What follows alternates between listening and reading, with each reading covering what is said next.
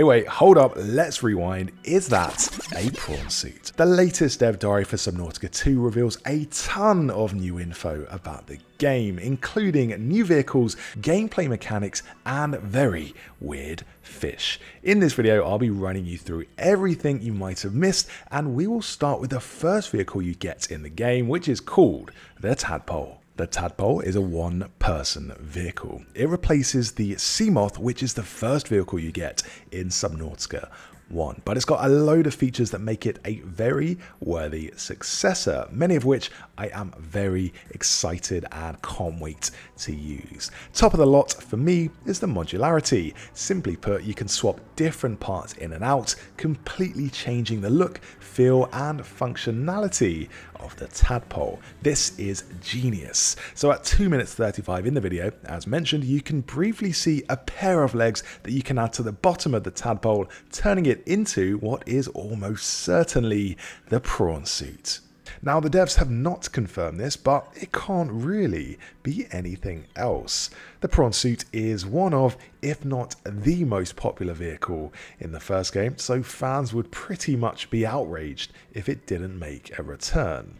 It's essentially a bipedal mechanical walker designed for use in challenging and extreme pressure environments, or you can just wear it around the shallows, stomping the hell out of all of the wildlife.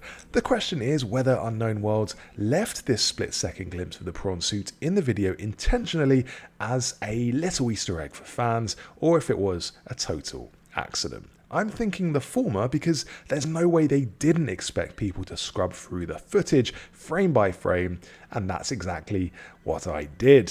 I'll tell you what else I found in just a bit, but before then, if you want more content like this, let me know by hitting that like button. And as a 100% independent creator, I would love it if you could support this channel by following me on Patreon. That's patreon.com/gaming with Griffin. Now, the addition of the prawn suit legs that attach onto the Tadpole throws the door wide open. If you can bolt on legs, what else can we add to the Tadpole? Another feature is the wings. We've already seen this in a previous video, but the latest dev diary gives us a more in-depth look. To dock, we just swim into the wings and they automatically attach. And right away, one thing I love about this is something it has in common with the Seamoth. That vehicle has the two sides sticking out of it in front, and for me that was central to how the Seamoth felt to drive. These bits really help to give a sense of where the end of the front of the vehicle is, which sort of gives you more confidence in piloting through tricky areas or tight caves. And I love that with the Tadpole because it also gives you the ability to have these similar bits on the side that are always visible. And these can be detached for people who don't want it and just prefer to have an uninterrupted view provided by that huge glass screen. So what do the wings actually give you in gameplay terms? Simply, these look like they're going to give you a massive boost of speed. These will be very useful in outrunning some of the more dangerous underwater wildlife. We've seen the new dangers that new species possess. So for instance, check out this electric starfish, which seems to sap your power supply. If we pause here at 4 minutes 23 in the dev diary, we can actually see the name of this thing. The devs call it an electric Geordie. That suggests it's actually going to act as sort of a leech, sucking the juice out of your vehicle's battery, or maybe it powers your battery. Either way, we've seen that your ship can get very damaged. Just look at the way your glass panel cracks and chips the more damage you take. The devs have said that this was the aim of this vehicle. They want to make you feel vulnerable in this thing. Given that it's the very first one you'll get, you're not going to be overpowered. If anything, you're going to be very, very vulnerable, especially with that big glass panel in front. Imagine you're 300 meters deep and you start to see massive cracks forming in the glass. Now that is going to feel pretty hairy indeed. There's also other damage effects, and some of these make it look like the Tadpole is going to get absolutely battered. So yeah, you'll definitely need to use some speed to escape the ocean's many dangers. But these wings also throw up an interesting theory. What if they're used to glide out of the water? It wouldn't be the first time an aquatic creature has taken to the sky. Just look at flying fish. They leap out of the water to escape predators and also glide on air currents to increase their speed. It would be amazing if we also had the chance to boost out of the water and do the same in our vehicle. You wouldn't fly above the water's surface non-stop because that would kind of defeat the point of this very ocean-based game. But it would be a fun switch up to the movement system, just being able to leap out of the water and sort of glide along a bit above the surface. Plus, we have already had above water gameplay hinted at. Check out the devs here dropping the tadpole into the ocean. There's physics and animation accompanying the plunge of the tadpole from a height above the water's surface. Maybe we have, an above water dock resting on the ocean's surface, suggesting there is more gameplay above the waves. But saying that, I do hope they don't really lean into the above water stuff like in Subnautica Below Zero, because they had a few ice caves there that you could explore on foot, and for me it just wasn't really the same as the underwater stuff. Something more concrete is the ability for the tadpole to change into other forms of vehicle. The clue here is in the name, and there's a reason they called it the tadpole. A tadpole, of course, grows into a frog, or maybe a toad. So we could get some sort of frog-based mech that allows us to swim with elongated legs and maybe use them to attack and harvest resources as well. We do actually see a frog concept in some of the dev art, but they have said this was an earlier design, so it might have got scrapped. So if it's not used, why even call this a tadpole if we're not going to turn into a frog? Well, I think the word tadpole is just meant to generally indicate that this is an early form of vehicle. It's only the first stage and we can develop it as the game goes on. So instead of swapping between a bunch of different vehicles, we can keep the tadpole throughout the game and just add bits around it. Another idea for an animal-based concept is a crab. Maybe you could use claws for gathering resources and carrying heavy objects. What you see here is in the form of the tadpole. It's just the cockpit of a wider vehicle, and by the end of the game you will have built an entire vehicle around it. Here is what a Reddit user drew to show this, which is pretty rough, but it gives you some idea of how this all clicks into place.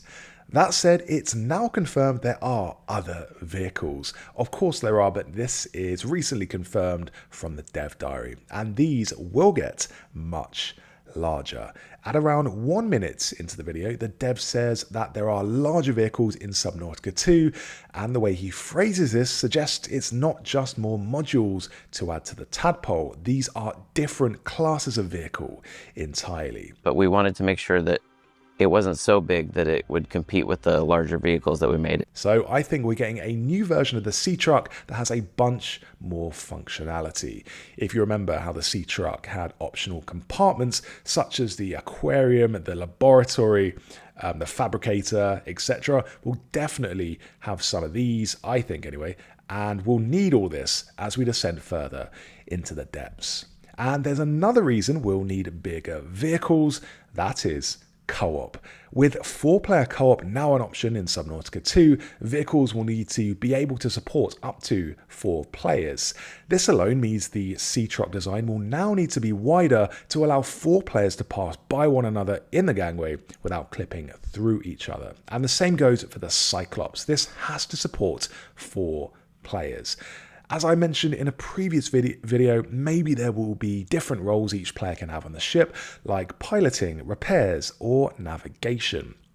But a few of my viewers did point out something really important to remember, and that is the game is not dedicated co-op. So the game won't have any vehicles that require multiple people to operate. In other words, this is a single player game first, which means all the vehicles in the game must support up to 4 people while still being fully operational with just you. Now, how unknown worlds will do this is going to be really tricky, but we've already seen one way they get around that. That is the new hitching mechanic. In Subnautica 2, you can hitch a ride on the outsides of vehicles being driven by your friends.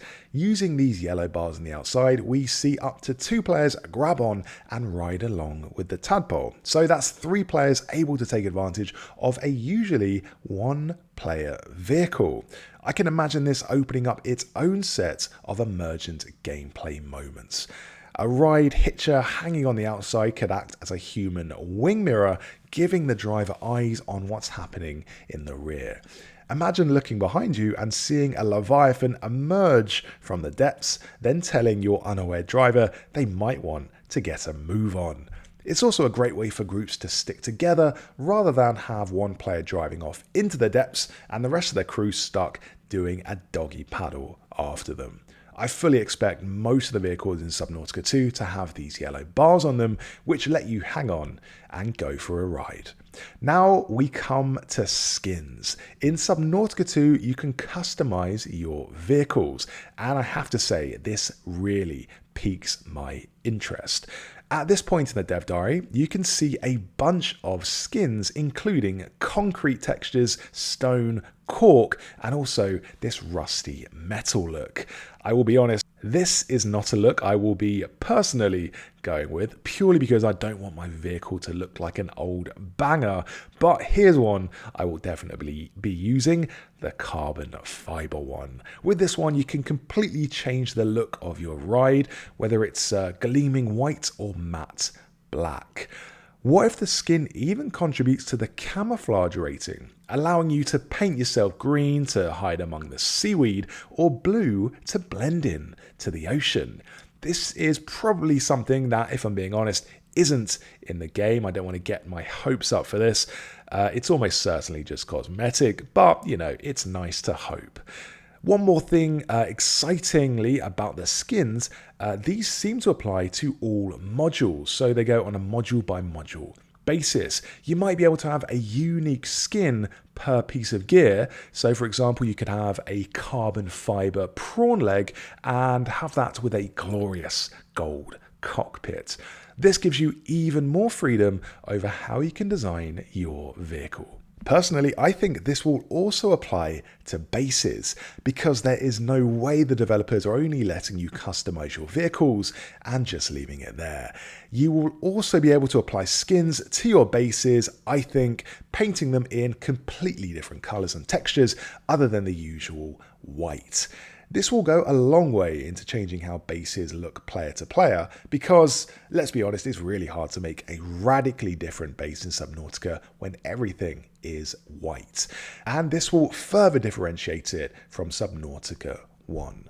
Now, in terms of potential drawbacks, I have to be honest here and say that one of the things the dev said at 2 minutes 40 in the video has given me a bit of concern. What we did uniquely is that we used Nanite in Unreal Engine 5. This is a very resource-heavy development tech that has a reputation for tanking performance, so I really hope the devs have optimized Nanite here to still give us a smooth frame rate, because between graphics and performance, I choose performance every time. Another concern here is that people have an issue with the docking mechanic, and we can see this at 3 minutes 30 in the video. Comments under the dev diary point out how the animation for docking looks very simplistic at this stage. You just kind of drive into the module, which here is the wings, and they automatically attach, clipping right through the screen. Now, this is a valid concern, but I don't share this view simply because it's early stages and I think this will get updated, but also because I always struggle with attaching modules in Subnautica. To do this, you have to line up your sea truck and then back into whatever you want to attach completely blind. If you reverse and miss, you then have to go forward, try again, and it's all very messy. Because after all, you don't have wing mirrors. This makes docking a chore, so I like that in Subnautica 2, we might be able to just dock quickly and easily, even if it's not 100% immersive. The game, after all, is never meant to be a realistic simulation. One thing I do hope the devs add though is a place to store the modules we're not using, like a mini dock for instance that we can guide them into so they're not just floating out in the open water where they might get in the way. Imagine the front of your base is just littered with vehicle modules bobbing about in the water. That is not only going to look messy, but also get in the way when you're swimming about. So yeah, module storage please, unknown worlds. So those were all the new Subnautica 2 details you might have missed. Thanks so much for watching. Give this video a like if you enjoyed it, and for more on Subnautica 2, subscribe to the channel.